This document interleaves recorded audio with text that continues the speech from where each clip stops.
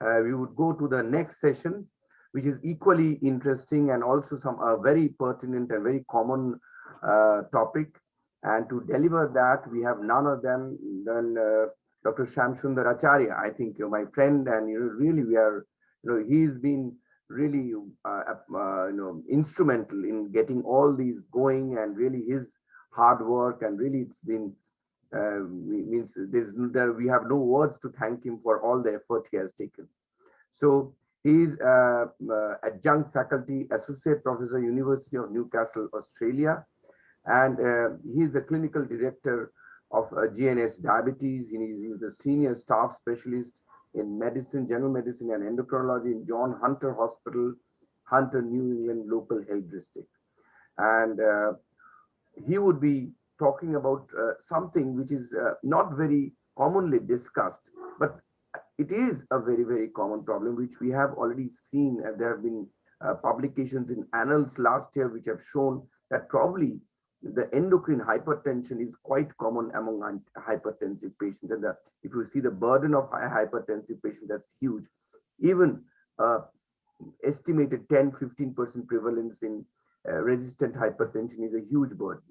So over to you, Sham, and to take us through. And we are all aware, we have heard him previously. He's a wonderful speaker. And over to you, Sham. Thank you, Devmanu. You are always generous in your introduction and hospitality. I do miss your company. Hopefully next year we will make it face to face. Can you see my slides now? Yes. Yeah. Full screen? Yeah, you make it full screen. Okay. Because of the time, I was expecting to get into the topic. Are you getting an echo? Not much. Let's see how it goes.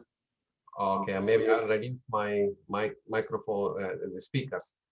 So as you all know, hypertension is very common. 1 in 3 adult population will have hypertension. And most of them are considered to be due to essential hypertension, but increasingly, as you said quite rightly, Devmanu, it is 15% are due to secondary causes, particularly in younger adults under the age of 40 years. It is said that 30% of the hypertension burden is due to secondary causes. Hope is that accurate diagnosis may help to cure their condition. If not, at least we might be able to manage them effectively to reduce their cardiorenal burden as well as premature mortality. I will give you a case example. This happened recently, last year. This is a 51-year-old policeman admitted with severe hypertension, more than 220 over 140, not due to his occupation. He is one of those high chase police car drivers. But not due to that. He had persistent hypertension, which he ignored. He also had severe hypokalemia. That's the reason he got admitted to hospital. He was also diagnosed to have type 2 diabetes for some time. And he has a little bit of central adiposity and obstructive sleep apnea, which was not treated. He had been assessed by a specialist many years back, and investigations were recommended. However, he did not follow them up. He was already on ramipril maximum dose, moxonidine maximal dose, amlodipine, diuretic, beta blocker. But despite taking everything, his blood pressure was very high. And he had some LVH on his echocardiogram. His diabetes was treated with metformin, dapagliflozin, and gliclazide. And then in the hospital, he was commenced on potassium replacement, and he required around 16 tablets per day to keep his potassium around 3.5. And this is the typical setting we think about endocrine hypertension, although secondary hypertension should be considered in most individuals with hypertension, because that's a lifelong diagnosis you are defining. But at least in this setting, you got to start thinking about what are the other causes. So here is the table from Endocrine Society guideline, which is a brief classification. Adrenal causes, which everyone knows, it would include pheochromocytoma or paraganglioma syndromes. Then we have primary aldosteronism. Then we have conditions such as congenital adrenal hyperplasia and associated disorders. there is something called primary cortisol resistance and glucocorticoid resistance syndrome, which is really a minority. There is only a handful of cases you will probably come across in your entire lifetime. We have adrenal Cushing's and as well as adrenal malignancy, which can also present with severe hypertension. Then we have conditions such as apparent mineralocorticoid excess, which means this condition will mimic primary aldosteronism. However, renin and aldosterone levels are actually suppressed in these cases. It could be due to genetic mutations such as Liddle's and Bartter, or it could be related to licorice ingestion, where you have suppressed renin and aldosterone due to mineralocorticoid actions of the licorice. When you consider pituitary causes, we have acromegaly, we have Cushing's disease. Then again, in thyroid, you have both hyperthyroidism and hypothyroidism contributing to hypertension. However, once they are treated, we should not be blaming these conditions for ongoing hypertension. Again, as we heard elegantly from our previous speaker, hyperthyroidism can also cause a lot of vascular disturbance, including hypertension in parathyroid conditions.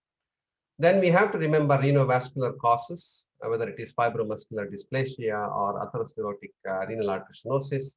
And as we saw in our gentleman, he may have obstructive sleep apnea as well. Now, when do we consider secondary hypertension and how do we test for endocrine hypertension? This is a little busy slide, but I hope it will give you a practical algorithm for you to remember. When someone presents with paroxysmal symptoms like Professor Kelly mentioned earlier, or they may have resistant hypertension, or they may have an incidental adrenal mass, or there may be a previous history of paraganglioma or a family history of paraganglioma pheochromocytoma syndrome, or there may be syndromes such as the MEN type, where you may have to screen them for pheochromocytoma. Those of you who work in cardiology also have to remember that pheochromocytoma can present like Takotsubo cardiomyopathy. We have certainly seen 2 cases recently in the last year alone. So once you suspect that someone may have pheochromocytoma, you proceed for either 24-hour urine fractionated metanephrine or fasting plasma metanephrine. It's a simple test to undertake, and more cases should be suspected, because once you miss the diagnosis, you are likely to lose the patient due to this condition. When it comes to primary aldosteronism, if they have hypokalemia, of course, it helps you to think about it, but most patients may not be hypokalemic. And typically it is said that if the blood pressure is above 150/90, if they have resistant hypertension, with 3 medications, you should be thinking about primary aldosteronism. That practically, I would say, most younger people must be considered to have primary aldosteronism until you screen them and exclude them. There may be a family history of early age of onset of hypertension in this set group as well, or there may be cerebrovascular disease in a younger age, particularly hypertensive bleed in the family history. And in fact, anyone with the family history of primary aldosteronism must be screened for primary aldosteronism as well. And once you suspect that, you go for erect aldosterone by renin ratio. Then there are other conditions, which is, as I said before, congenital adrenal hyperplasia, or deoxycorticosterone producing tumor, or primary glucocorticoid resistance. And in most of these cases, you will see aldosterone by renin ratio is typically suppressed. We also have renovascular hypertension, typically under the age of 30. It may present with accelerated or resistant or malignant hypertension. There may be some deterioration in renal function in response to treatment with ACE inhibitor or ARB, or it may be someone who is a smoker who may have atherosclerotic renal artery stenosis. And you image their kidney, you may find on duplex ultrasound scan there is renal artery stenosis. And some of these patients may present with flash pulmonary edema as well. In cases of Cushing syndrome, obviously, you would test them with the 1 milligram dexamethasone suppression test. Again, you have to be very careful that they have taken the tablet on the night. And also, there may be some of the medications that actually rapidly metabolize dexamethasone, such as carbamazepine, which can cause false positive results. So every test what we do, unfortunately, is subjected to false positive and false negative. So coming to primary aldosteronism, this is due to excess and unregulated aldosterone production that leads to retention of salt, leading to high blood pressure and excess CV and renal morbidity as well as mortality. This is said to be the most common cause of endocrine hypertension, which is potentially curable. I think about 30% of cases with primary aldosterone should be considered to be in this category of potentially curable. If not, effectively treatable with agents such as spironolactone. And primary aldosteronism is said to cause 10% of all hypertension. And amongst those with resistant hypertension, the prevalence is said to be around 20%. And it's actually much easier to screen before you start them on any medication, because once you start them on medication, as you'll see in my next slide, things do get a little bit complicated. Remember, most patients may be normocalemic, and obviously potassium being normal does not exclude primary aldosteronism. And there are no specific clinical phenotype, such as Cushing syndrome, that might actually allow you to detect primary aldosteronism. So how do we screen? You always have to check erect aldosterone by renin ratio. That means the patient must be up and about for about 4 hours. And you make the patient sit in the lab and you take a seated aldosterone renin ratio, not supine, because that may lower. It's posture dependent, and therefore you have to be careful. Now, you remember medications such as beta blocker, methyl dopa can actually suppress renin, whereas diuretics, ACE inhibitors, ARBs, calcium channel blocker increase the renin. Therefore, you may see false negative result. To this list, you also have to add SGLT2 inhibitor. We have certainly seen few cases recently where renin is actually elevated, and you will need to discontinue SGLT2 inhibitor before you test as well. So if there is a false positive, that means you haven't confirmed the diagnosis. If it is false negative, means you will actually miss the diagnosis. Again, impaired renal function with hyperkalemia can cause false positive. And I have certainly seen at least 4 or 5 cases where women were referred to us for primary aldosteronism, but in fact, they were on estrogen-containing preparation, whether it is oral contraceptive pill or it may be IUD with levonorgestrel. They can all cause elevation in the aldosterone by renin ratio. So until you take them out, you cannot come to a decent diagnosis. If someone has excess salt intake, or if they're pregnant, it may actually cause false negative result as well. So you have to stop interfering drugs at least 2 to 4 weeks. I prefer 4 weeks. I think in our unit, all of us prefer at least 4 weeks off all the offending agent. There may be some leverage you can take. For example, if somebody is on ramipril and if the ratio is elevated, because ramipril is supposed to increase the renin, and if the renin is suppressed, you can make an argument saying that, yeah, I'm going to take this as a genuine result. But if somebody is on a beta blocker, then you can't take it as a genuine result. So you'll have to stop the interfering drugs for 4 to 6 weeks or 2 to 4 weeks and then redo the testing. And you have to be careful if they have ischemic heart disease, you may have to speak to their cardiologist about taking them off a beta blocker, correct any hypokalemia, preferably use verapamil and prazosin to treat their blood pressure. You may add hydralazine if you really need to control the blood pressure with additional agent. And as I said before, they must be upright for about 4 hours. And once you check the ratio, typically over 70 is indicative of primary aldosteronism, but not confirmatory. And typical cases, renin is usually suppressed or low, and aldosterone is more than 10 nanogram per deciliter or more than 277 picomole per liter. We normally proceed to confirmatory test once you have had a positive screening test, which can be either seated saline suppression test where we infuse 2 liters of IV saline, and typically aldosterone drops to less than 165 picomole per liter in normal individuals, but not in the group which has primary aldosteronism. The alternative is actually to conduct inpatient fludrocortisone challenge test, which is a little bit more complicated, and it occupies the bed for 4 days, and therefore nowadays we are not conducting this routinely. You have to give them liberal salt intake or sodium chloride tablets and fludrocortisone 6 hourly 0.1 milligram, and then you test the aldosterone, and normal individuals would have suppressed their aldosterone nicely.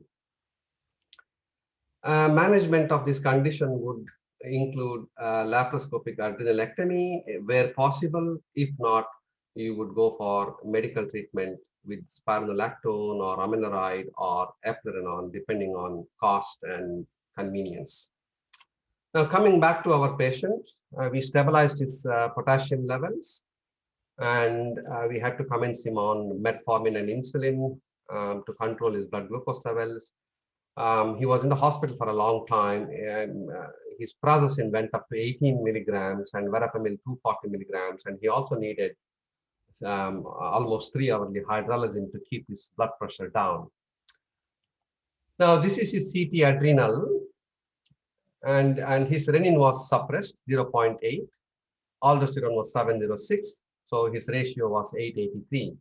If you look at his CT adrenal, and right adrenal looks very slim, left adrenal may be a little bit bulky, but certainly there is no adenoma where you would think I would take him to theater and take that aldosterone producing adrenal gland out.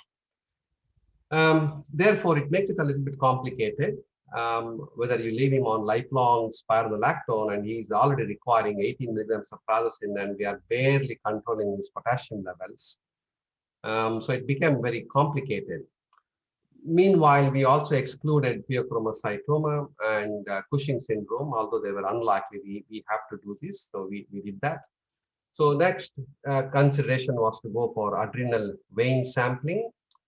And adrenal vein sampling is a procedure, invasive procedure, where you catheterize the adrenal vein. And remember, this is the right adrenal gland, and this is the right renal vein. So right adrenal vein does not enter into right renal vein, unlike the left adrenal vein, which actually goes into left renal vein. So the radiologist has to be highly experienced to put the catheter all the way to the right adrenal vein and to the left adrenal vein. You may avoid adrenal vein sampling in individuals who are under the age of 35. And typically they have 2.5 centimeter adenoma or 4 centimeter adenoma, and they have spontaneous hypokalemia. You may argue that I will proceed to unilateral adrenalectomy, whereas in our gentleman, he was 51 years of age, and his adrenal glands did not really have any typical appearance of adenoma. So if you just went ahead and took one adrenal out, chances are you're going to be 50% wrong, and that's not the right thing to do. So under the ACTH infusion, his sample was collected, and without going into too much details, you would see that aldosterone to cortisol ratio on the right side and the left side, the logarithmic scale. Left side is quite high, and the right side is quite low. He's suppressed on the right side, contralateral side. So he underwent successful adrenalectomy on the left side, and he was able to come off all his potassium supplements, spironolactone, prazosin, and he's on a little bit of ramipril now to control his residual hypertension because of his diabetes and microalbuminuria. So that's the primary aldosteronism. Next thing is pheochromocytoma and paraganglioma. An indication for biochemical testing is, as I said before, typical symptoms or paradoxic blood pressure response to drugs, surgery, or anesthesia. Somebody may have a hypertensive crisis during childbirth or following an anesthetic agent, and therefore you must consider pheochromocytoma as a possibility. Increasingly, in our practice, specialist practice, we see incidentally discovered adrenal mass. That means somebody had a scan for something else, and there is a mass in the adrenal, and then we work it out to find out is this a pheochromocytoma. It shouldn't have been that way because somebody should have probably taken should ask the right questions, and maybe should have an index of suspicion. But a lot of patients with pheochromocytoma are clinically asymptomatic, though they may have significant elevation in catecholamines. They may remain asymptomatic for a long time, even paraganglioma conditions. So how do we screen? The patients must be fasted, and typically they should be rested, supine, and you should put an indwelling cannula for about 30 minutes. You leave them to rest, and then you obtain the fasting sample. We do not, I do not personally check 24-hour urine as a first collection because it is subjected to all sorts of collection errors by the patients. So my preferred screening is fractionated plasma metanephrine, which is easy, 96 to 100% sensitivity, and it's a very good specificity as well, especially when it is more than 2 to 3 times the normal. You may still have to do a 24-hour urine fractionated metanephrines and other metabolites in conjunction with the plasma to improve the sensitivity and specificity. But do not rely upon old-fashioned vinyl mandelic acid or catecholamine, because tumors may be actually metabolizing catecholamines into fractionated metanephrine and normetanephrine, and you may miss out on the diagnosis.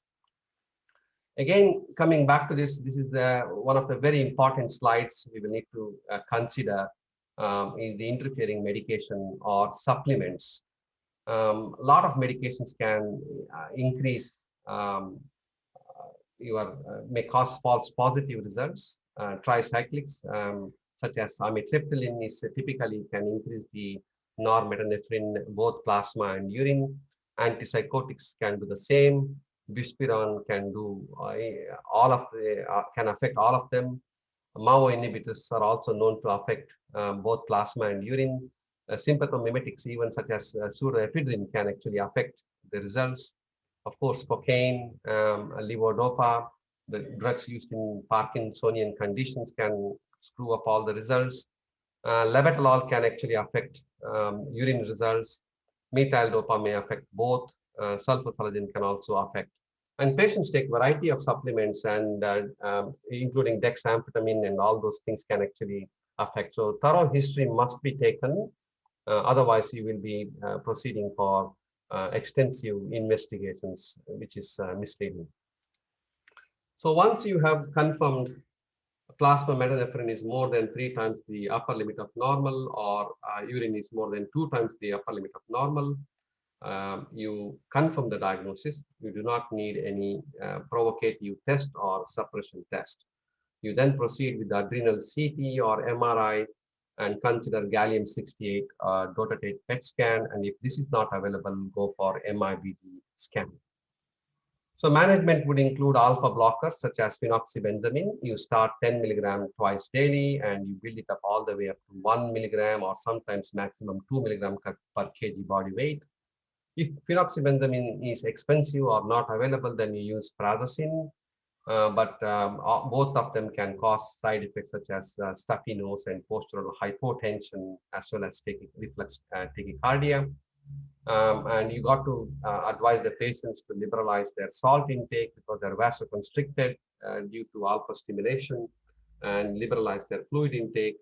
Typically, patients gain about 3 to 5 kg weight before the surgery. That means you have managed them adequately. You may have to add beta blocker.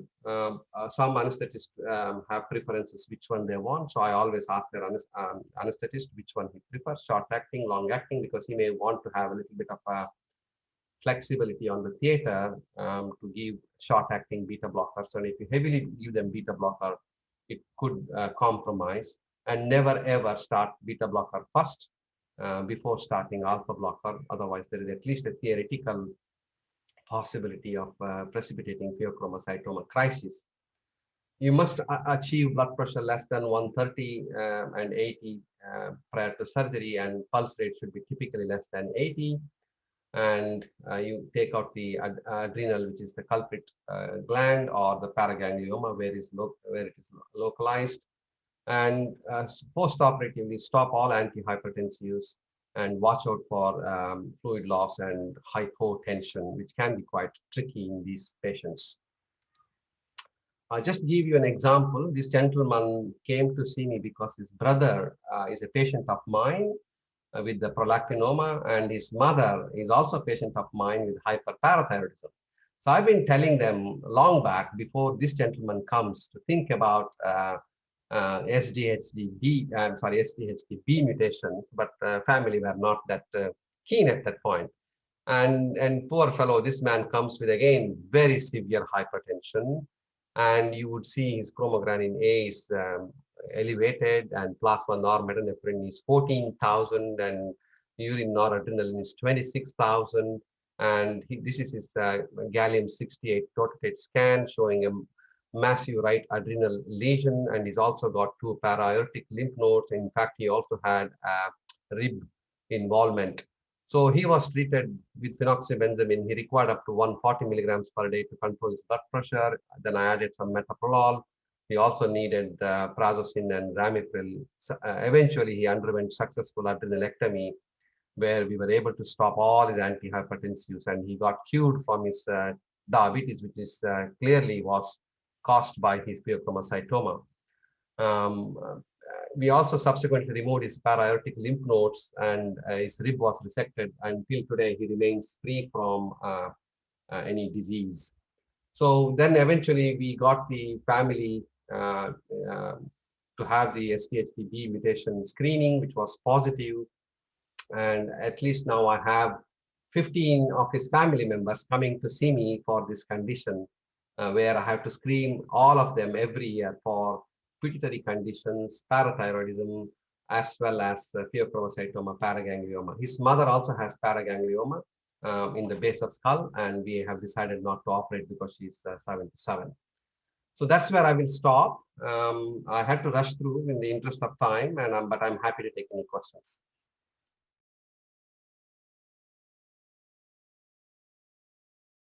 Nice.